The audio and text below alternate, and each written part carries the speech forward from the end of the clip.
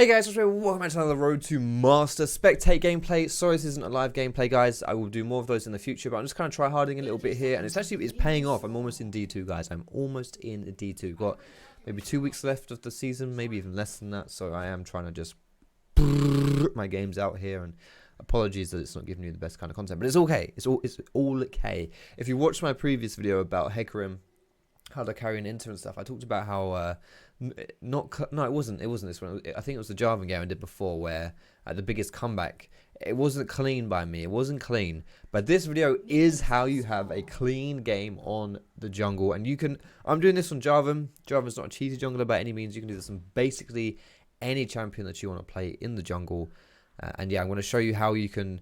Clean games are important to show you how you snowball games and how you don't throw games, more importantly.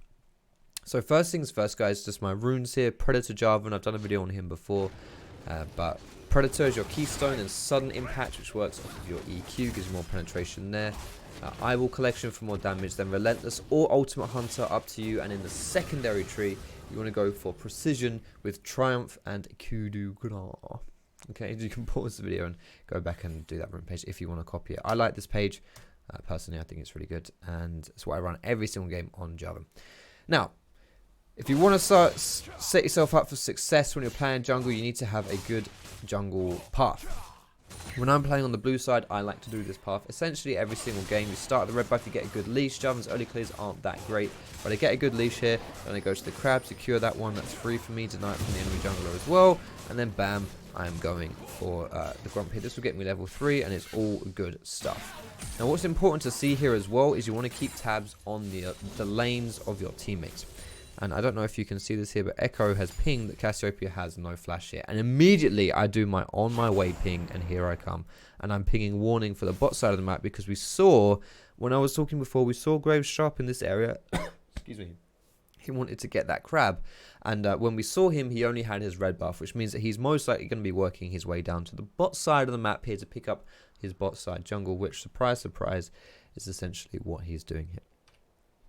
So this guy has no flash, and it's important when you want to have a good game on jungle is you take advantage of these lanes that are vulnerable. Now, this lane is vulnerable for 10,000 different reasons, but 3 main ones. Let's say 4 main ones. Firstly, I'm Jarvan. Jarvan's very good at ganking. Well, mid lane specifically because it's a short lane, but just very good at ganking in this stage of the game. Second reason is Cassiopeia. She has no flash. She just blew the flash. We saw it in the chat here. Echo pinged it. I was watching mid.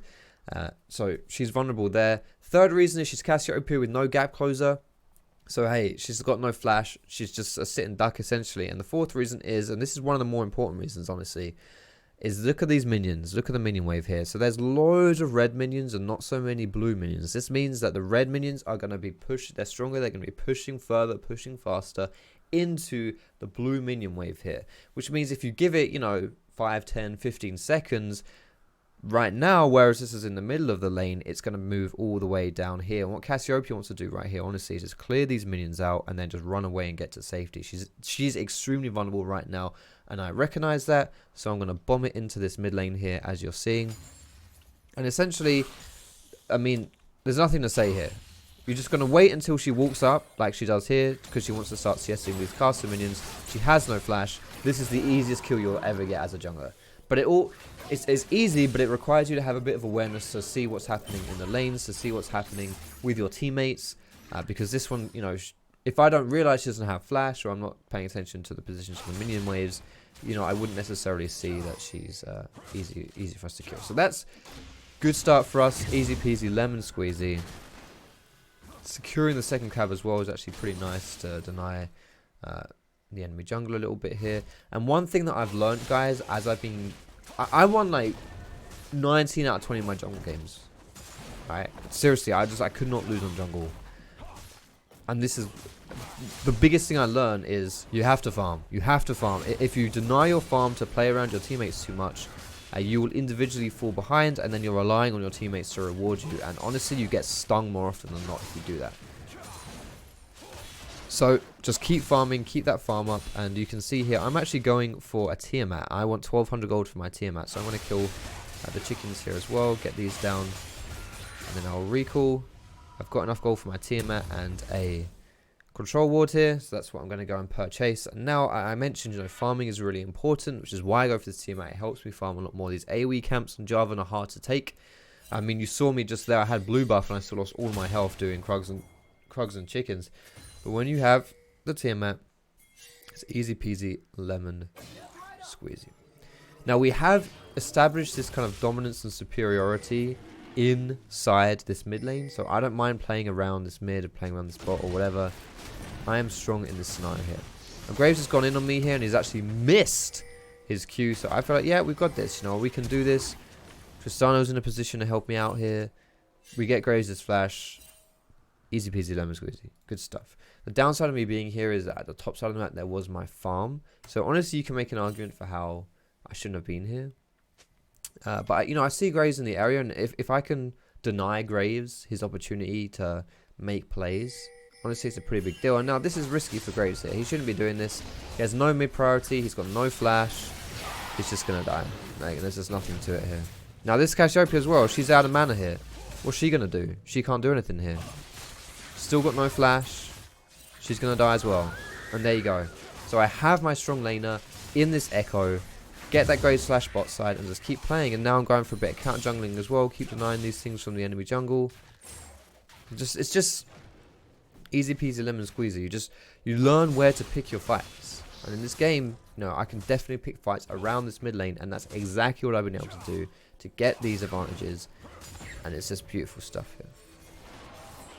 Putting down vision on the enemy red camp. See what happens here. So now we're contesting this Graves because we're strong here. Have to be a bit careful, obviously, of this Camille because she's also scary. Get away from me! I have to blow my flag. It's a bit. If we had our mid laner here, this would have been fine. But with just Tryndamere. Oh! Okay, yeah, there it is. Okay, rewind. I remember this play happening. This is the dirtiest play. Okay, this is the dirtiest play. It all looks like that it's going to hell. It's going to shit. And then Echo comes in, puts down the stun. Oh!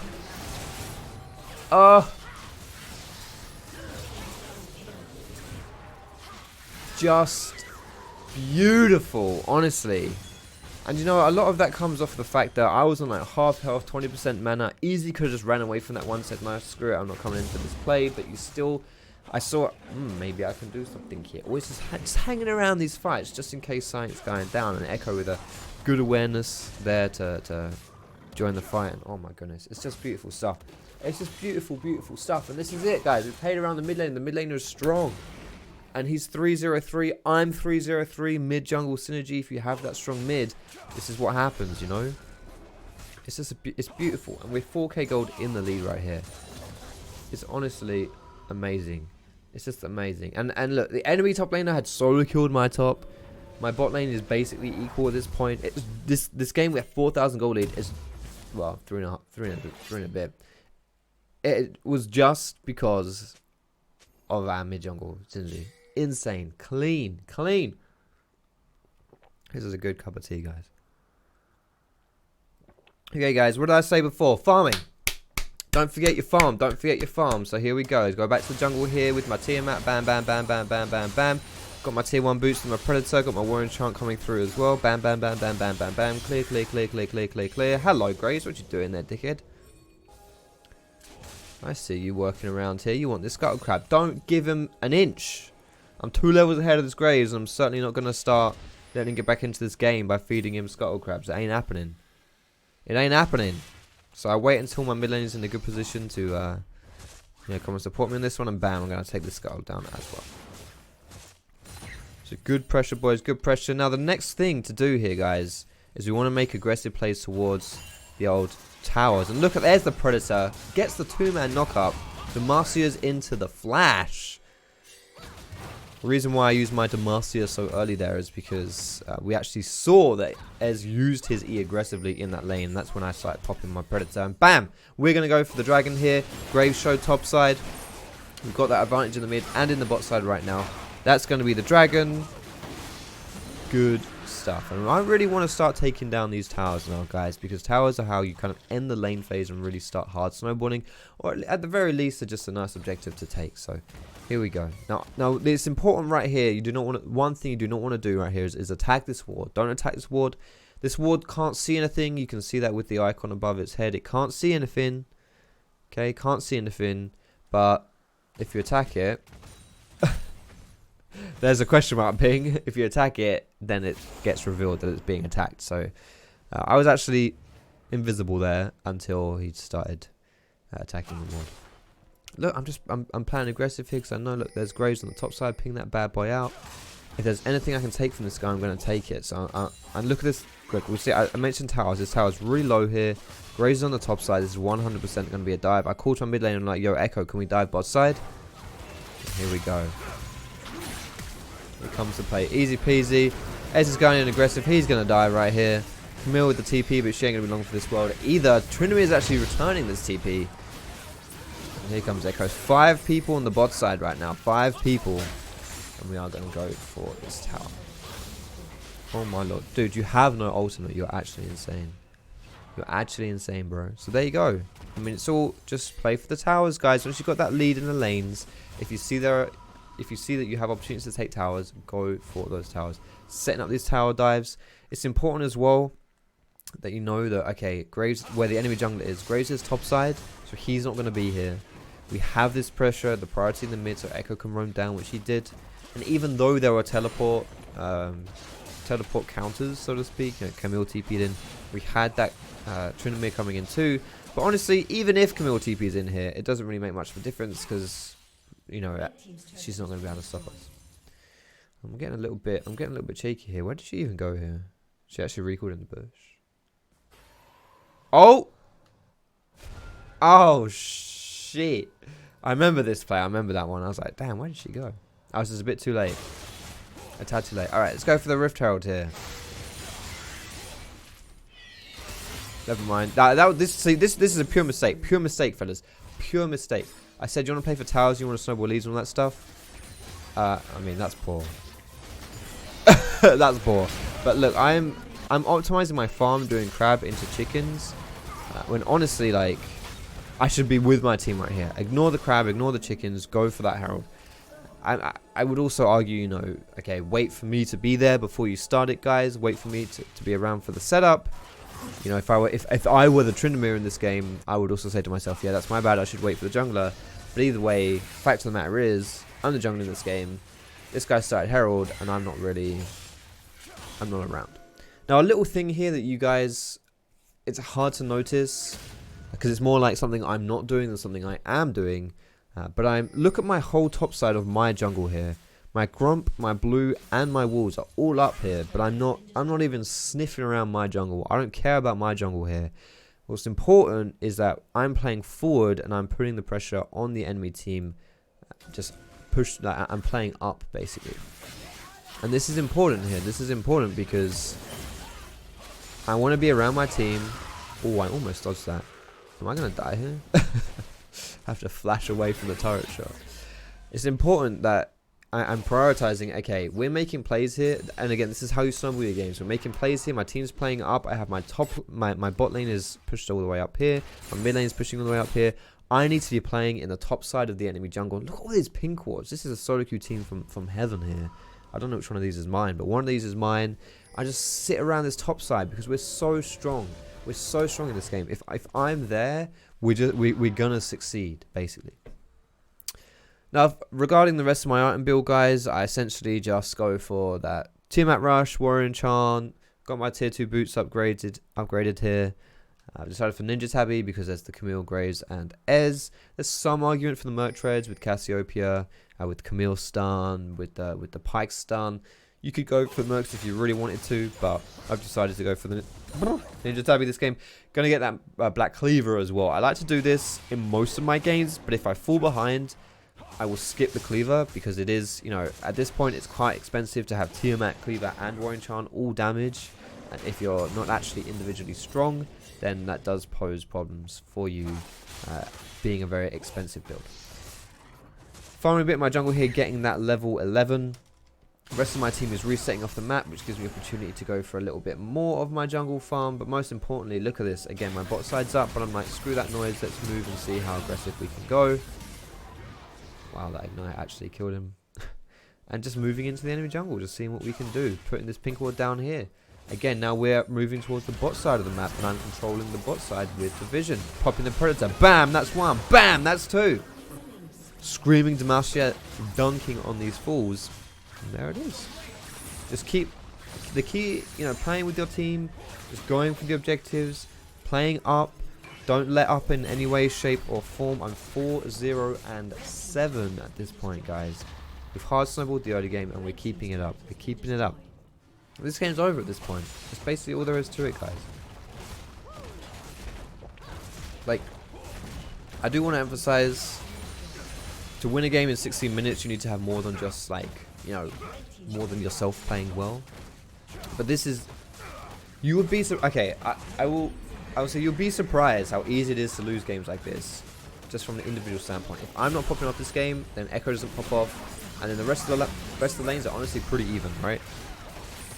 It looks very one-sided. When you do it right, no one notices you're doing anything right. But when you do it wrong, everyone notices it.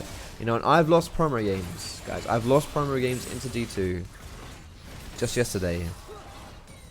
Spoiler alert, I get higher than mid D3 because I just, you know, my team was okay, but I just didn't pop off, and then, you know, could have won those games easy peasy lemon squeezy. But I didn't, so I didn't play well enough. You just gotta know, playing up a little bit here, playing with your team, helping your team make the plays. But also look at my farm here. I didn't give up my farm. Yes, I played around my team, but I didn't just say screw it. I'm just going to be a dog to my teammates here. I don't know. Maybe when I get a bit higher, maybe it's like D1, I might have to start playing more like a dog. But at this point, it's fine. And there you go. This one was a lot more clean than my 3-14 game.